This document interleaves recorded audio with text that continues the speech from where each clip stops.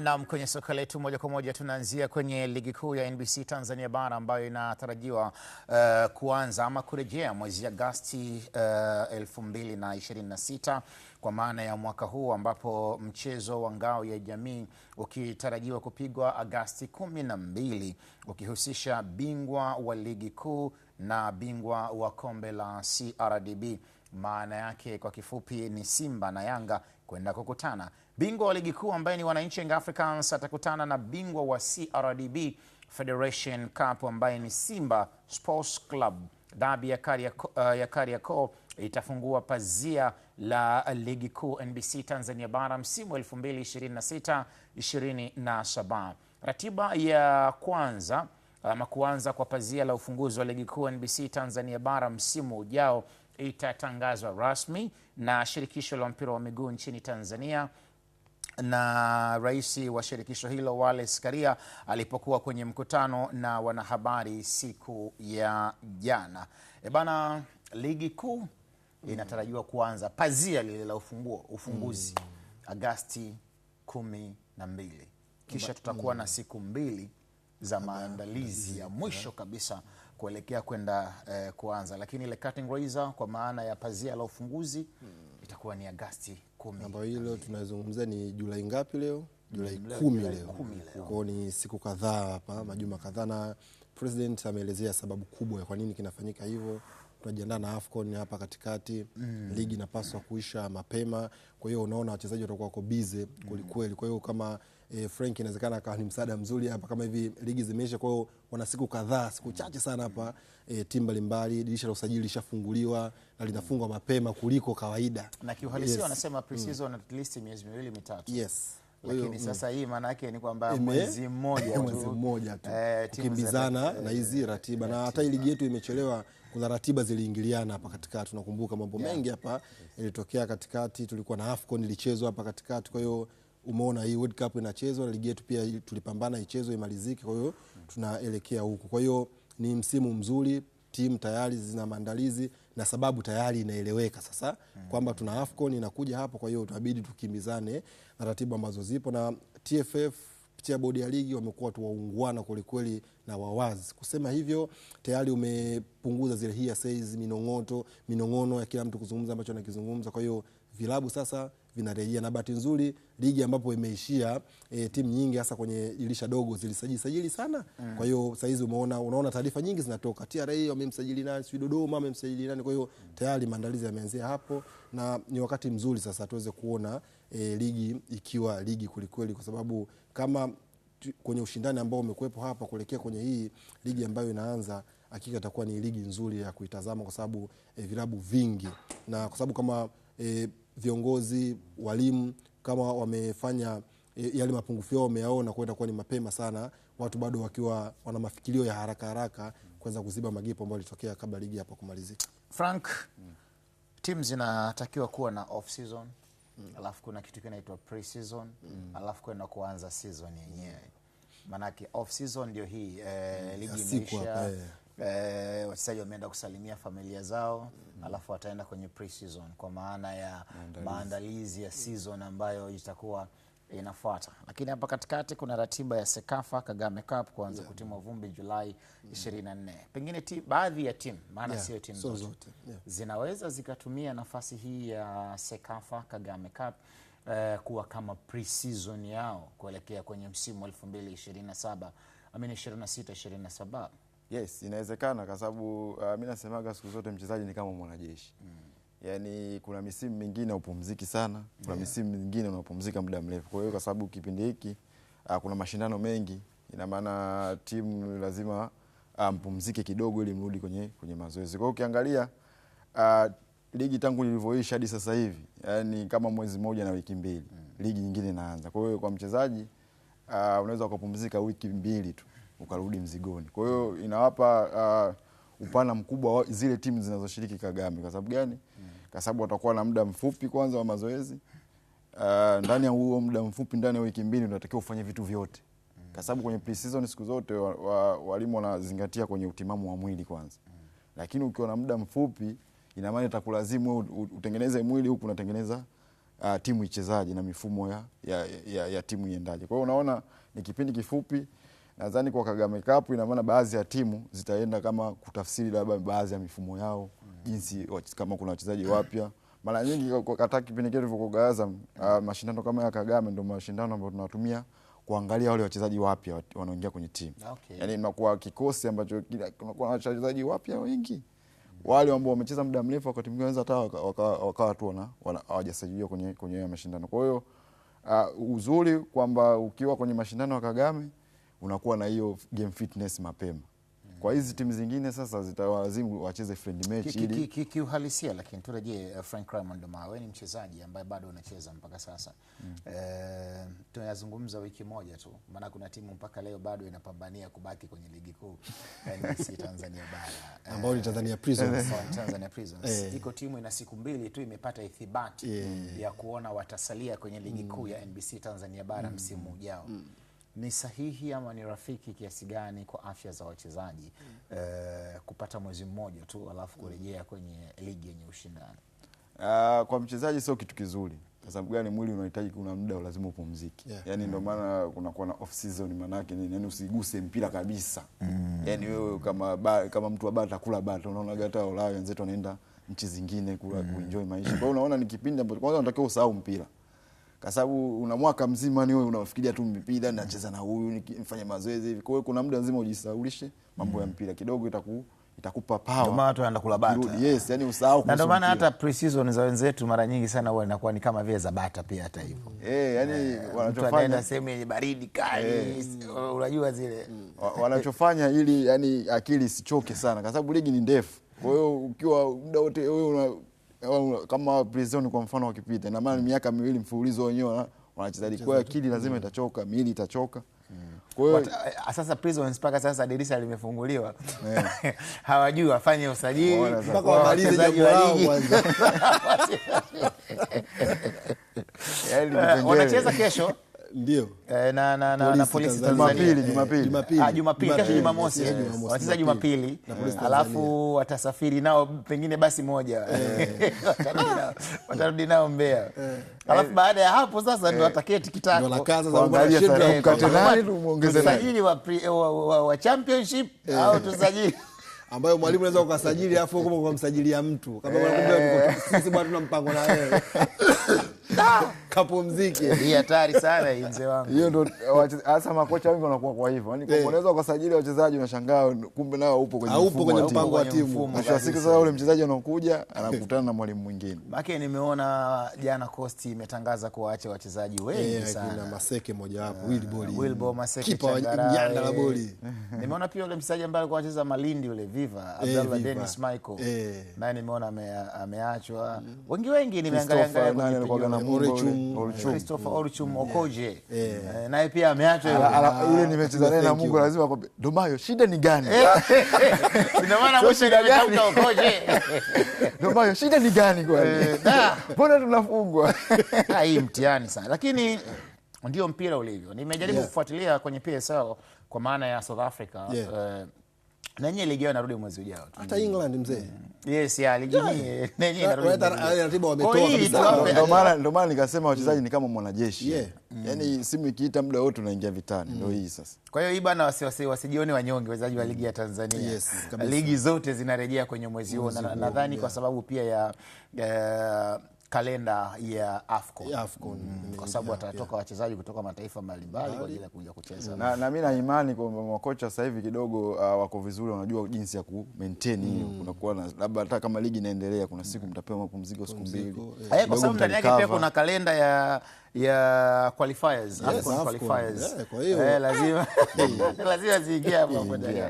Hapa nyumbani kutakuwa kuna kalenda ya mapinduzi. Hapa nyumbani kutakuwa kuna kalenda ya muungano zote. Hapa nyumbani kuna kalenda ya FA. Hiyo ni fursa pia kwa timu za vijana pia kuonyesha, kwa sababu hizo kalenda zote unazosema kwa timu ambao kidogo na nini, hata vijana pia wanaweza wakashiriki wakachanga na hao ambao seniors wakaenda kushiriki baadhi ya mashindano, pia unakuwa unawapa wale vijana motivation. Alizungumza jana juzi president Kwa nadhani inawezekana kile ambacho kimefanyika kwenye mashindano ya under 20 timu kama hizi zitakuwa zina fatigue baadaye, kama usema Frank hapa, nadhani inawezekana ni mkao muda sahihi sana tukaona under 20 wengi wakawa wanacheza kwenye baadhi ya michezo, kwa sababu kalenda itakuwa ni ndefu kweli, wachezaji watacheza back to back, mashindano yatakuwa mengi kweli. Kwa hiyo kama timu ambayo haitotumia plan B hiyo ya ziada, kwa sababu kuna michezo hasa kwenye hizi timu zetu kubwa hizi, kuna baadhi ya timu, kuna vijana kama utawapandisha wakacheza, nadhani tofauti mkubwa unakuwa upo hivi. Pia hiyo inaenda pia kwa timu hizi nyingine hizi za mikoa, inaweza ikaja kwenye eneo hilo, na kama vile umesema ni ratiba ya dunia nzima inaingia. Of course, ratiba ya dunia nzima yote inaingia kwenye eneo hilo, ambacho hiki nazungumza ndio kilio cha watu wengi. Wanazungumza wanasema siku hizi kwanza football ni biashara imekuja hapo, watu makampuni makubwa yanawekeza eneo hilo, lakini pia kuna ratiba zinaingiliana hapo, kwa sababu huwezi kuiacha AFCON. Sio kweli kwenye eneo hilo.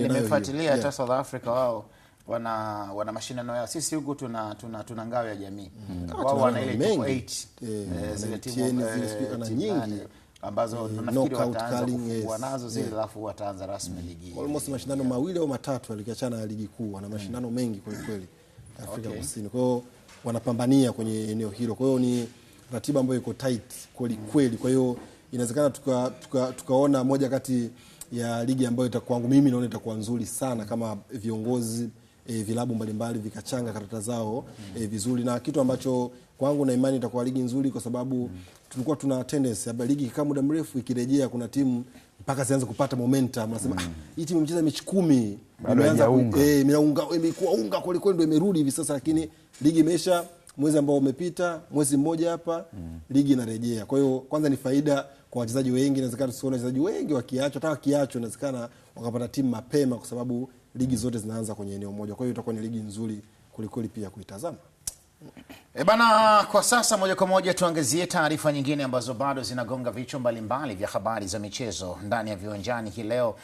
Tumezikusanya taarifa lufufu, lakini jana miongoni mwa kauli ambayo ameitoa rais wa shirikisho la mpira wa miguu nchini Tanzania, Wallace Karia, alisema pamoja na mambo mengine kutakuwepo na mfumo rasmi maalum kabisa wa ufuatiliaji wa ligi kuu ya NBC Tanzania bara. Tarajia hayo yatakwenda kujitokeza katika msimu ujao. Mbali na hapo, taarifa nyingine kuhusiana na michuano ya Sekafa Kagame Cup ambayo inatarajiwa kuanza kutimua vumbi ifikapo Julai 24 mwaka huu nchini Rwanda, katika dimba la Amahoro pamoja na ule uwanja wa Pele, ambapo tayari timu 12 zimethibitisha kushiriki michuano hiyo, huku Simba nao wakithibitisha ushiriki wao. Bingwa mtetezi wa kombe la Kagame Cup ni timu ya Singida Black Stars, ambapo walitoa kombe hilo baada ya kuichapa Al Hilal Omdurman ya Sudan. Kilikuwa ni kibana cha mabao 2-1 kwenye mchezo wa fainali uliochezwa katika dimba la KMC Complex Mwenge, Dar es Salaam. Ikumbukwe Simba Sports Club mara ya mwisho kushiriki michuano ya Sekafa Kagame Cup ilikuwa ni mwaka 2018. Hizi ni timu ambazo unaziona zimeshiriki ama zimethibitisha timu ambazo zitashiriki michuano ya Sekafa Kagame Cup kama ambavyo inaonekana hapo. Naona timu ya Simba, KVZ, Singida KVZ kutoka Zanzibar, APR Rwanda, Rayo Sports Vipers, Gor Mahia Kogalo, Al Hilal, Al Merreikh ya Sudan, Mogadishu City, lakini kuna timu kama Jamusi kutoka Sudan Kusini. Ile Mogadishu timu mpya ya Nick Bangala ile. Ya Nick yuko huko. Yupo huko, Mogadishu Somalia. Sasa Somalia kwa hamna mpira kaka. Utawaona kwenye Sekafa Kagame. Alafu kuna FC Grade ya Republican. Huku naona pia kuna hii ni kutoka Djibouti. Djibouti hiyo Djibouti. Jamusi imenikumbusha mbali, walikuja hapa wakala 7. So, walikula chuma 7. Alafu akasema si mechi zetu zote tunachezea Tanzania. Hao walimiminwa 7. Walikutana na Yanga au walikutana na Azam? Yanga walikutana na Yanga. Mbona unacheka sana hivi? Hao walikungutwa.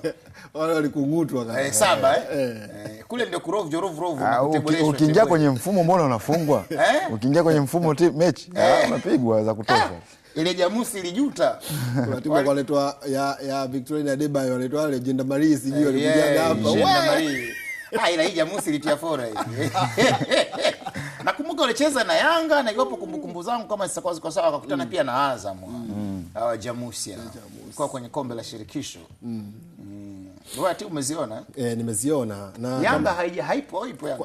Kuna frame bado ya timu kuthibitisha. Mtozi kaandika timu zilizothibitisha kushiriki mpaka neno mpaka sasa lile lipigie mstari zile mpaka sasa. KVZ hawa ni mabingwa kule visiwani Zanzibar. Kabisa. Na timu hii inanolewa na Malale ya Msini Kea ambaye amewapa ubingwa. Kocha ambaye alifukuzwa Mbeya City kufuatia matokeo mabovu au matokeo mabaya ya timu hiyo kenda kuwapa ubingwa KVZ. Na KVZ walipambana kweli kweli. Kuna timu ilikuwa inaitwa Fufuni. Walikaa kwenye kilele cha msimamo pale karibia duru kama 4-5 hivi wako tu pale Fufuni pale wanaelea namna hii. Malale akisema msintanie. Mimi mtaalamu wa hizo kazi. Malale bwana ameipa ubingwa KVZ. Namkumbuka Malale kuna mechi Mbeya City kwa wanacheza timu nimesahau. Ilikuwa ni KMC bwana. Mimi naingia Malale yuko mbele na viongozi wenzake kafika bwana wewe kuingia ni kadi ya kuingilia vipi? Akasema mimi mnijui au nisiingie. Malale. Ukitazama kwenye orodha hizi timu ambazo yule ni Mnyamwezi aliyeloea Zanzibar. Mnyamwezi wa Tabora. Acha bwana. Lakini amezaliwa Tabora, amekulia Zanzibar, amesoma Zanzibar, amecheza timu ya taifa ya Zanzibar. Kwa hiyo ni Mnyamwezi kule. Malale? Nyumbani kule. Malale watoto wake wote kazaa Unguja kaka. Acha bwana. Karudi nyumbani. Mmoja wa watoto wake anaitwa Satieli. Wewe bwana unamjua Malale sana. Yule ndugu yangu. Anamjua vizuri. Malale? Yaani yule hawezi kufanya shughuli kocha mpira kaka bila kwenda Ndijani. Lazima aende. Na ni mfuasi wa viwanjani yule. Acha bwana. Anafuatilia sana. Ndo maana Sheikh unamwagia maua kumbe ni mfuasi wa viwanjani. Anafuatilia kipindi kaka. Sawa kaka. Mimi kila anayefuatilia kipindi ni rafiki yangu. Kama ilivyo kwa Swaiba wangu yule Kamanda.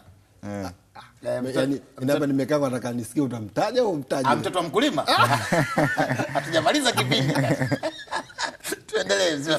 Yes, kwa ukitazama orodha ya hizo timu ambazo zinashiriki kwenye michuano ya Kagame na ukirejea ambapo kuna kauli alizungumza hapa Frank Dumayo na hii ratiba ambayo iko tight kalenda hii kwa kweli timu nyingi hata ukisikiza Simba mara mwisho kushiriki michuano kwa 2018 kama ligi ingekuwa inaanza labda mwezi wa 9 mwezi wa 10 nadhani Mnyama usingemuona kwenye position hapa anaweza kushiriki. Kwa hiyo baada ya kuweza kutumia gharama kubwa kutoka nje ya nchi lakini pia ligi ilivyoisha na timu alikuwa nayo Simba na mwalimu ambaye yupo kwanza uone nafasi ya beka labda kuondoka kwenye kikosi lakini pia baadhi ya wachezaji huwezi kuona wengi wanatoka. Taarifa ambayo nayo ni ya Nabi Kamara pekee kwenye kikosi cha Simba mpaka hivi sasa ndiye ambaye wamemalizana naye, wameachana naye eneo hilo. Kwa hiyo mwalimu unamuelewa. Kwa hiyo timu yake anataka iende kwenye pre-season tayari imekuja hapo na hata ukitazama orodha ya timu ambazo zipo hii leo labda uweze kupata mchanganyiko wa timu kama Gor Mahia ambao ni mabingwa wa Kenya kucheza nao hivi sasa.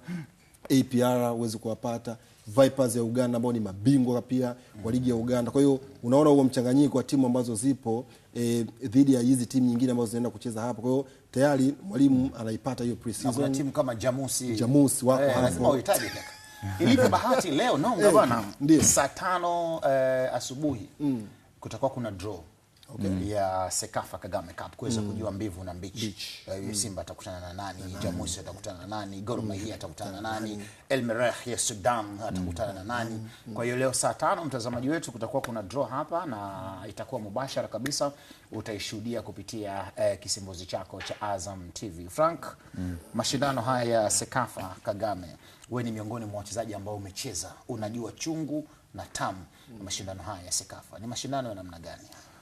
Ni mashindano mazuri. Kwanza ni mashindano ambayo kwanza mnakutana kwenye timu zinatoka nchi tofauti tofauti.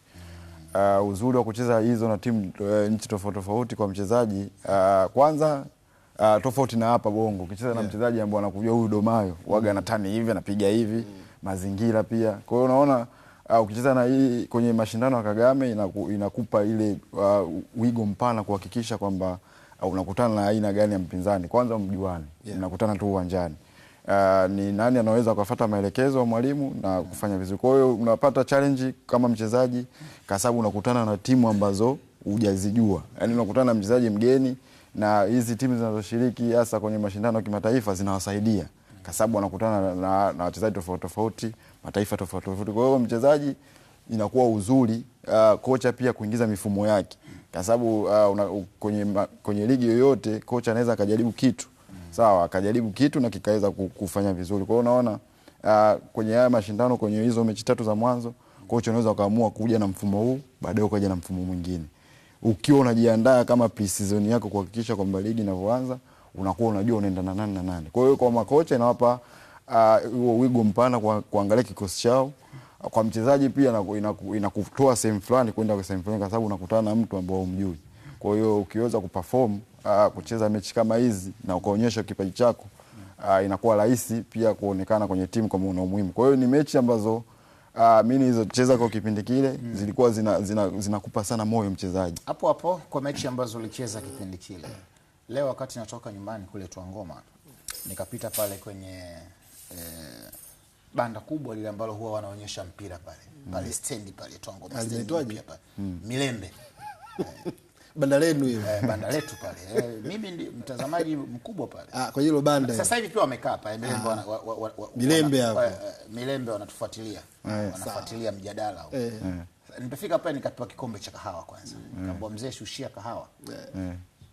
Nikawa nashushia pale, naangalia muda huu usije ukanipita kwa hii kipindi. Nasema bwana, Yanga na Azam vipi? Mbona hatuoni kama zipo kwenye Kagame? Na nimeangalia ile orodha hapa. Ni kweli. Nikaambia bado na draw inafanyika leo. Na draw kama ulikuwa kwenye kitu hizi timu za kwa mfano kama Yanga na Azam hawapo. Mimi nadhani ni kocha. Yaani hata kwa kipindi kile tulivyokuwa Azam. Kwanza klabu lazima muulize mwalimu. Kwamba bwana unaonaje ya mashindano? Tuingie au tusikilizie. Kwa hiyo nadhani kocha mwenyewe ndo anaweza akaamua. Kwamba bwana mimi kulingana na msimu labda ulivyoenda nahitaji haya mashindano niyatumie kama kurekebisha vitu fulani kwenye kikosi. Kocha mwingine anaweza akasema kwamba bwana mimi ngojea wachezaji wangu wapumzike. Kwa sababu walikuwa na ligi ndefu, kwa hiyo wamechoka. Kocha mwingine anaweza akasema bwana hii ligi labda tuwatumie under 20. Na kuelewa vizuri sana. Kwa hiyo ni kocha ndo anaamua.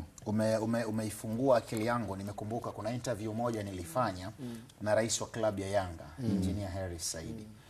Miaka 2 iliyopita.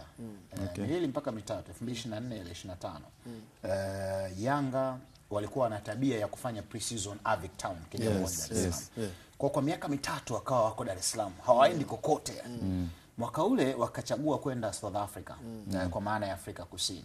Miongoni mwa maswali ambayo nilikuwa nazungumza na engineer na nikamuuliza, ambia kwa miaka 3 mfululizo timu ilikuwa iko Dar es Salaam tu kwa wakati ule. Ilikuwa ni ngumu au ni rahisi kiasi gani kuileta timu Afrika Kusini? Akasema ilikuwa ngumu kwenye engo mbili.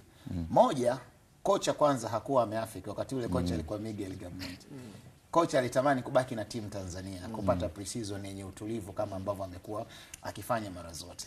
Lakini mbili, baada ya kumpatia mpango kazi kocha, yani kocha sasa viongozi sasa wakawa wanamshauri kwamba huu ndio muda wa kwenda kuiuza club yetu. Huu ndio muda wa kwenda kuitangaza nembo ya club ya Young Africans. Lakini hii pre-season ambayo tunakuwa tukiifanya hapa, tunapata game time ya mechi za kirafiki za kawaida. Lakini tukiwa kwenye mashindano, tutakwenda kwenye mashindano mawili. Kulikuwa kuna Toyota Cup ambao alikuwa anafanyika Mpumalanga na yale mashindano mengine. Akaniambia ilikuwa ni miongoni mwa maelezo ambayo kocha anapatiwa. Yanga wakati wanachukua kile kikombe cha Toyota Cup, angalia ule uwanja ulivyokuwa umejaa mbombela pale.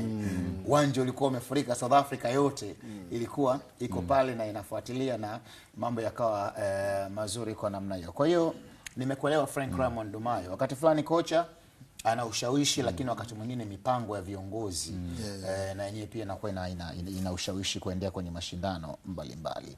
Mbali na hapo, tuondoke tuangazie taarifa nyingine.